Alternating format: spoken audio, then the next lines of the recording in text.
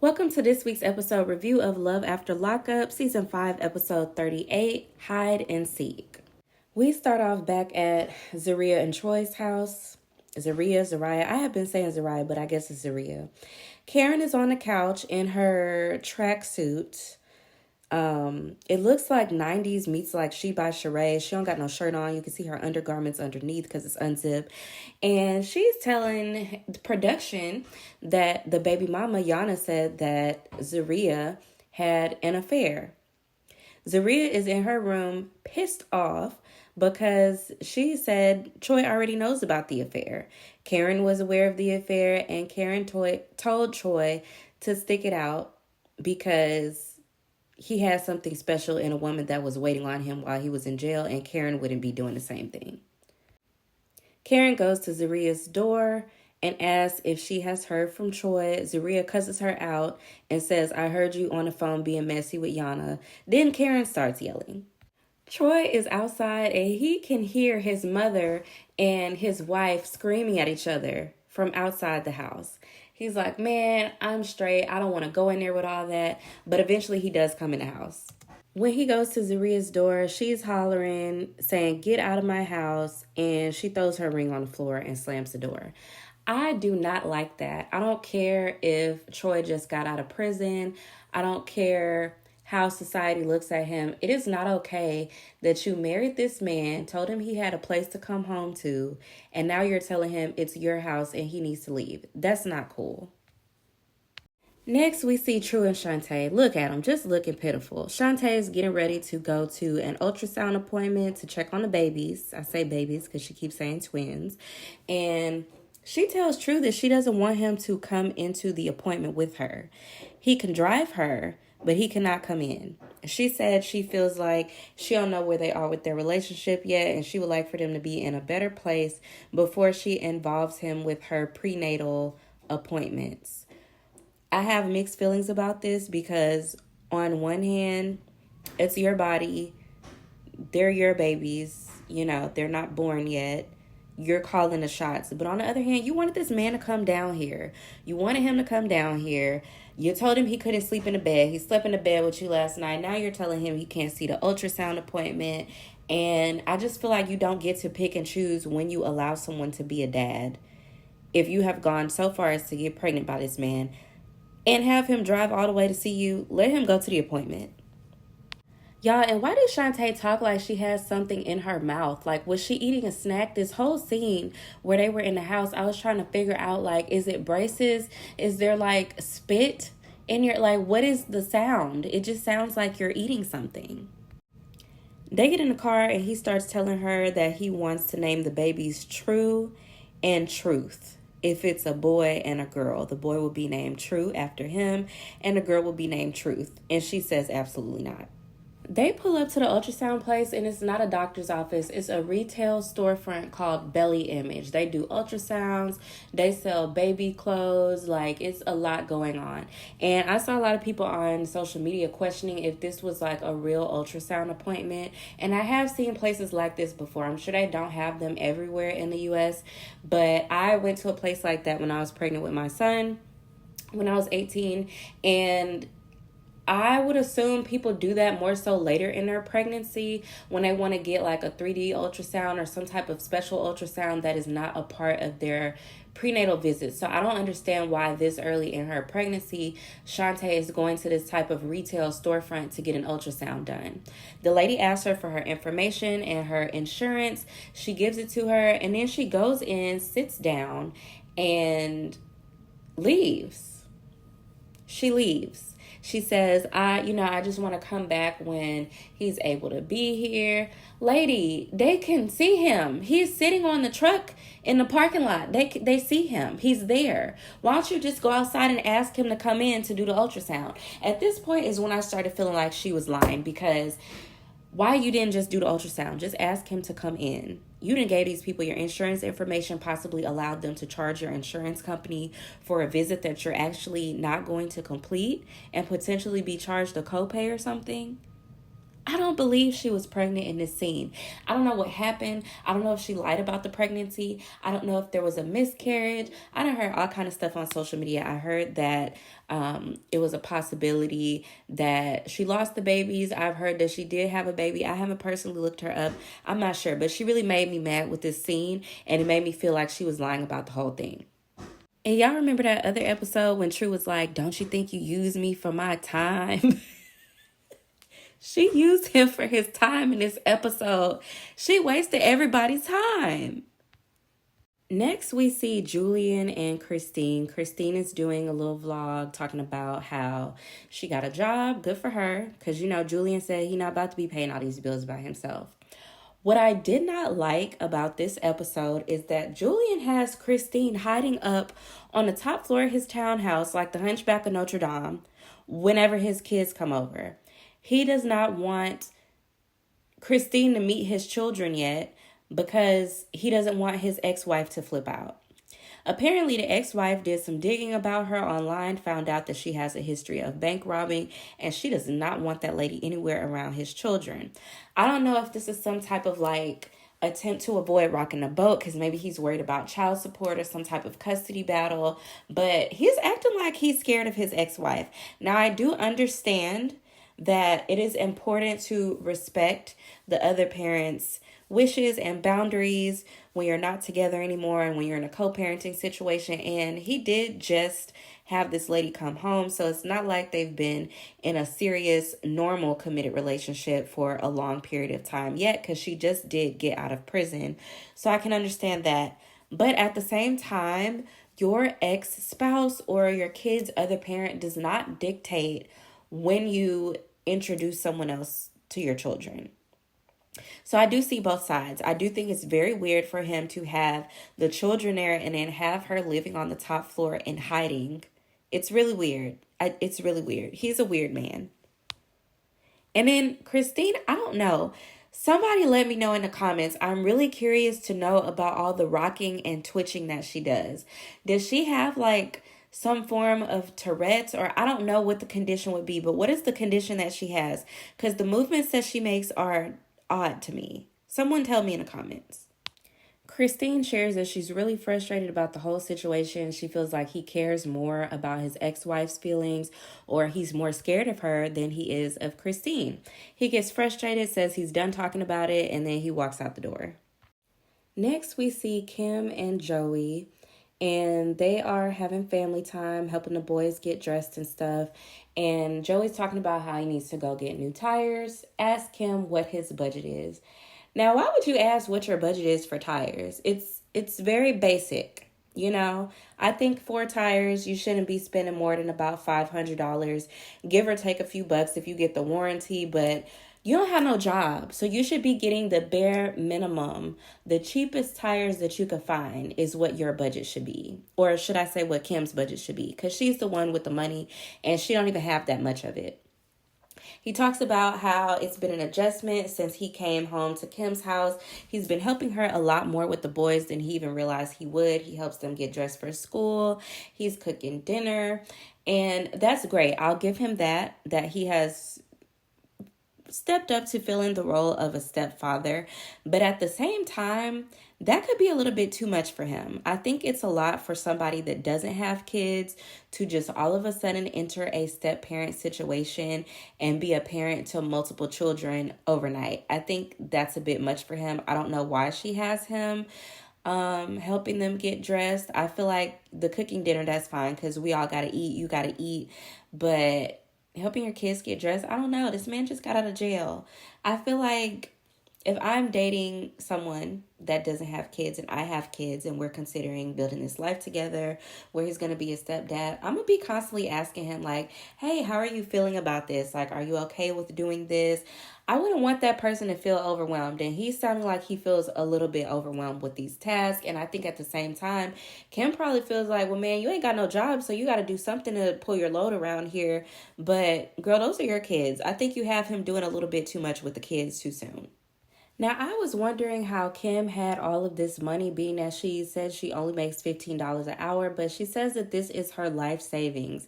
And Joey is spending it and running through it real fast. Kim, this is not smart of you. This is not smart at all. You don't make that much money. You're blessed and fortunate enough to be able to have a savings, which should be reserved for emergencies, and you're spending it on a man. Before he leaves, she tells him that his budget for these tires, like I said, $500. You should be able to get 4 tires for $500. But let's see what he actually spends. Joey finds himself at the rim shop. He didn't go to Discount. He didn't go to NTB. He went to a rim shop. Sir, you drive a Nissan Pathfinder. Why are you trying to buy rims? Sir, you have no job. Why are you trying to buy rims? Sir, you have no money of your own. Why are you buying rims?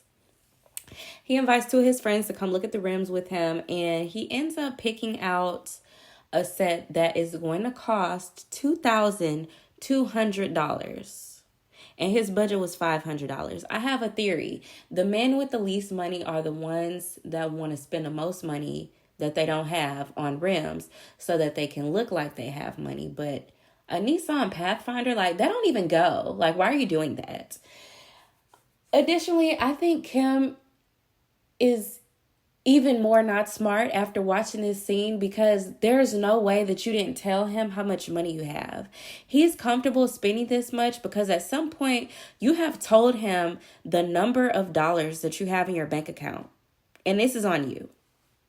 Joey's telling his friends how much he loves and cares about Kim. And at that same moment, his phone is going off with a text message. And it's from a girl that he was talking to while he was in prison, who seems to think that they have a relationship that is going to go somewhere in the future. Joey. Hope and Arthur are heading over to, I didn't really understand fully what this place was. I guess it was kind of like a Muslim community center or some type of religious resource. He's going to get some kind of mentorship, guidance, counseling about all the mental health issues that he's been having. And he feels like he just needs a little bit of guidance back to his faith. Hope is dressed in such an odd outfit. Excuse the knocking in the back. The neighbors are rebuilding their fence. But her outfit, she looks like she is dressed to go to the Houston Livestock Show and Rodeo. She got this button-down collar shirt that is buttoned all the way up to her neck. She got on a pair of like Western-looking jeans and some moccasins. It's a lot going on. And she does look very covered up, contrary to what she usually wears, but I think that they could have found her a more like feminine blouse, because her shirt honestly could have came from the men's section. I don't know what was going on. Arthur sits down with the gentleman, and actually the both of them sit down with the man and his wife, and then they kind of split up, and the women go off to talk, and then the men stay behind to talk. Arthur tells the gentleman that he has been trying to follow his faith. He hears Satan telling him to do bad things like stealing, and he's really trying to stay on the correct path. Hope has said that she would be possibly open to converting to Islam in order to follow Arthur. And the woman kind of gives her some information about it. She says that you shouldn't convert if you're trying to do it to please a man. You should do it for yourself. Otherwise, it's not going to work out. The thing that I didn't like that Hope seemed to immediately latch on to was talking about leadership and money, and the woman was saying Arthur should be ashamed to take her money, he should be the provider, her money should be her money, and he should pay for everything. Now, girl, that sounds good, but you are with a man that just got out of prison, so what expectations did you honestly have for him as far as being a provider only 1 month out of jail? She's talked about how he's so depressed, he's just in bed all day, he hasn't really been pounding the pavement trying to get a job. And it's yes, on one hand, you should expect him to find work. But at the same time, this whole taking what this lady said and running with it about the man being a provider, he would have to work his way up to that. He's literally starting out with nothing but what you have. Now, I updated y'all earlier on what happened with Shantae at the ultrasound place, but I just had to put this clip in here real quick because she really gets on my nerves with this walking around moping like Eeyore with her belly hanging over her pants and her hands in her pocket. I really don't feel like she was actually pregnant in this scene, or I don't know what's going on, but it just seems like she's using this pregnancy narrative to be comfortable in her belly just hanging out. Now, me, I've been pregnant twice, and I just remember being pregnant is like one of the most comfortable times of life. This is me speaking for myself because I had real easy pregnancies. And I just remember it was so simple being able to just let it all hang out because you're supposed to be, you're supposed to be protruding in certain areas. So whereas a lot of us women, we walk around try to hold our gut in. When you're pregnant, you don't have to do that because it's supposed to hang out anyway. But I just feel like Shantae just want an excuse to let it hang out. And she not really pregnant. Let me know what y'all think in the comments. But she really got on my nerves in this scene. Shantae and True get back in the car to go home, and she's talking about how they're going to be having a game night that night. She wants to see how he interacts with the kids, and it's really important to her because she just wants to see how the whole family blending situation is going to come together. And it's just really hard to take these two seriously. I don't see the chemistry. I don't see them kissing. I don't see them hugging. I don't see them cuddling. Like, they just don't look like a romantic couple. So I don't know why she's trying to force him to be a part of her family. She already has a big family. Of course, everybody wants a man, but I just don't see the chemistry. I don't see it. So back over to Joey, he's still at the rim shop. The girl that is texting him is allegedly one of his exes. He claimed he hadn't spoken to her in a couple of years and that she got his number from one of his friends. And then now she's threatening to tell Kim about their relationship. It's giving, there's so many holes in the story. It's giving half a story. It's giving not the truth. And hopefully this doesn't blow up in his face. But I feel like this is not going to end well for Kim. Christina's at work oversharing with her coworkers, telling the lady all her business, telling her how Julian has her living in secret like the Hunchback of Notre Dame every time his kids come over.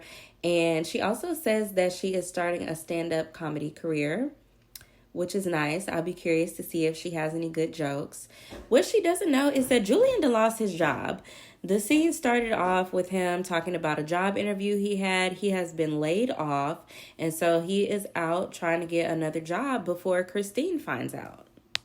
Julian pulls up to Christina's job to pick her up. Is it Christina or Christine? Chris. He pulled up to Chris' job to pick her up, and she invites him to go out for drinks with her coworkers so that they can meet him, and he says, no, you know what, you go ahead. I can't go. I got to get up early in the morning. I got an interview. And she's like, what interview? What are you talking about? He freezes. He's like, you know what? Don't worry about it.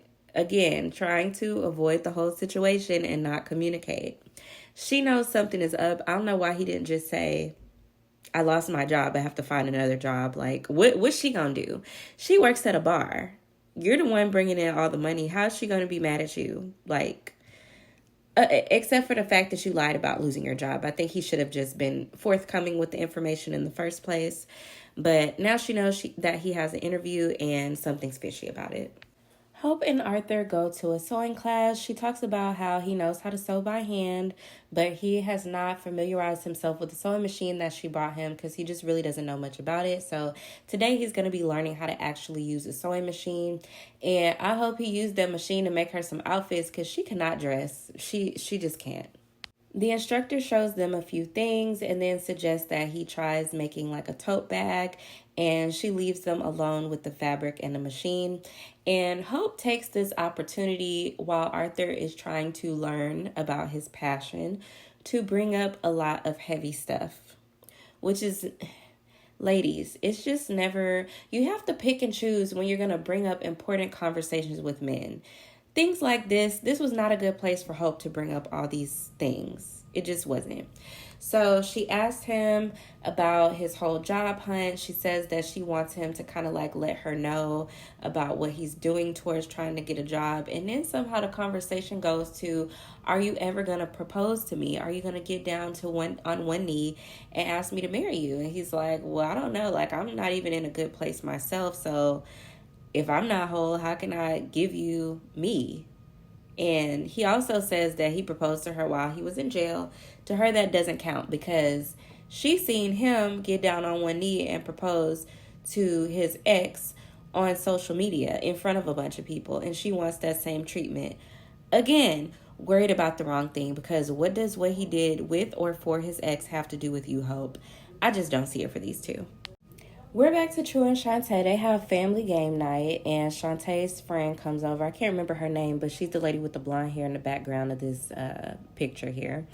And everything seems to be going fine. Shantae's friend asked True, do you have a job? What do you do for a living? He said he works at the casino. She then says, do you get a W-2? And I would have been asking all the questions. Do you get a W-2? Is there benefits? Is there health care? Do you have a health insurance plan for this baby that you have on the way, or these twins, or whatever this is that Shantae got going on? He's playing games. He then informs Shantae in front of the friend that he has to drive home tomorrow back to, it's spelled like Cape Girardeau. I've heard people pronounce it differently, so I don't know. But anyways, he got to drive back home. He might be getting locked up because he violated his probation or his parole by not being at his mother's house. And he wants Shantae to follow him there, come with him, and see what's going on. See if he gets to come back or if he gets locked up. And she agrees. Oh, well, I got to see if, what plan we have for the kids. But I got to go down there and see what's going on with True. Girl. Why? Can you just tighten up like a little bit? And even, Shantae, you losing your britches. Can you pull your pants up? Like, just try. She don't be trying. Julian finally comes clean to Christine about the fact that he lost his job, and he told her that he didn't let her know a week ago when this happened because he didn't want to stress her out or give her anxiety about the future. And what she do? Start having anxiety about the future. What does this mean for our daily expenses, for lawyers, for other things? And it's like, this is why it is important to, when you can, be able to be a partner to your spouse. It's not always about this 50-50 or man got to pay for everything. If you have a backup plan, because these things do happen. Sometimes the breadwinner loses their job. Sometimes the breadwinner gets sick. Like, anything can happen. And that's why it is important to be able to be the backup plan in your relationship or be the cushion in times like this. She's like, I don't know how we're going to make it on my salary. Duh.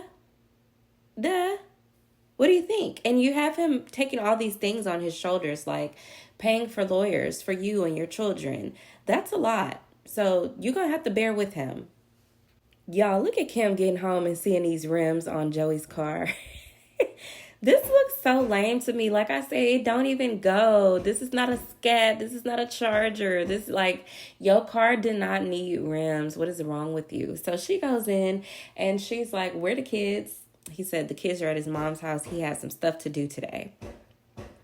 Yeah, I see you did some stuff. What is going on with your car? And she asked him how much he spent. He says he spent $2,200. When he was supposed to be spending what? No more than $5,000. And he's like, I only went an extra $1,700 above budget. How do you even think that is a small amount of money? That's why I said I know she told him what is in her bank account, and that's her fault. Kim says, Joey, give me back my debit card. I told you we got to be more conscious about spending. You out here spending $2,000 on something that you should have spent $500 on, and you didn't even think to ask me if I would be okay with it. Like, I want to get a new dress for our engagement party. Like, don't you think that I might have wanted to buy something nice too? And he's like, well, I don't really care. She's like, do you even want to get married? Do you care about that? We can go down to the courthouse. And it's like, why do y'all keep getting these men that, like, they're clearly not going to care about this type of thing, and y'all keep trying to force this lifestyle on them that they don't care about? You must blame yourself at this point. Shantae and True embark on this 5-hour road trip in their separate cars to his hometown. And True is immediately just driving like a bat out of hell. Shantae calls him and says, why are you driving so fast? Man, this month, get up. I just hate him. Like, what? I don't know what she sees in him. I just do not understand the appeal. Like, he's not a horrible looking guy, but his personality I just wouldn't be able to do it. He continues driving fast the entire trip, and we see closer to them actually arriving. He thinks he's about 20 minutes ahead of her. That's how fast he's been driving. You have your pregnant girlfriend in the car behind you on a 5-hour road trip, and you think that it's safe to just burn off and leave her behind? To do what? Guess what he was doing, y'all? He was driving fast so he could stop and meet up with his quote unquote female friend. It sounded a little bit more than friendly to me, but imagine, y'all remember when Shantae was like beating her head on the steering wheel? Imagine her thoughts when she seen that scene of him speeding off and abandoning her on the highway so that he could meet up with a girl. You just like getting embarrassed, don't you? Meanwhile, Shantae is back in her car lying too. She says she's 15 weeks pregnant and she has a C-section scheduled for July 28th. No, you don't. Why are you lying? Doctors do not schedule C-sections that early in advance. I have had a scheduled C-section before. They meet with you throughout your whole pregnancy, and then when you reach a point of, okay, your due date is quickly approaching, that's when they schedule you for a date. Why would a doctor put you on a calendar for a surgery that far in advance? This girl is lying. And they're a match made in hell, honestly, because y'all both some liars. Speaking of hell, we're back here at the hellhole with Troy and Zaria. They're still arguing, and it is a hot mess. Zaria is in her room screaming and hooping and hollering. Troy and his mom are out in the living room, and then she starts screaming about, come in, like, get the F in here, I want to talk to you. They go in the room, and she's just screaming at him. Why is your baby mother saying that? Why would you put this on TV? Da-da-da. And Karen, poor Karen, she just standing there looking helpless. She's worried about Troy. She doesn't want him to get in trouble and go back to jail. It sounds a hot mess in that room. It's all over the place. And she's just really worried about her son.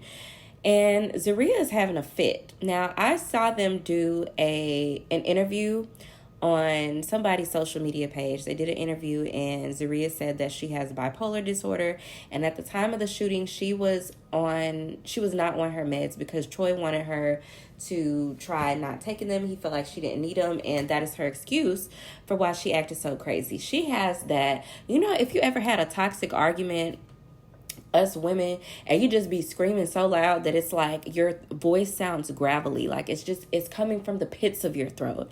That's what she sounded like. And that's where the episode ended. But from what I can tell, Zaria and Troy are still together, so I hope they're experiencing a lot more peace in their home nowadays. And I'll see you guys next week. Again, this is a new channel. I'm really excited about it. I do plan to be more consistent. So if you made it to the end, please like, comment, subscribe, and I'll see you guys next time.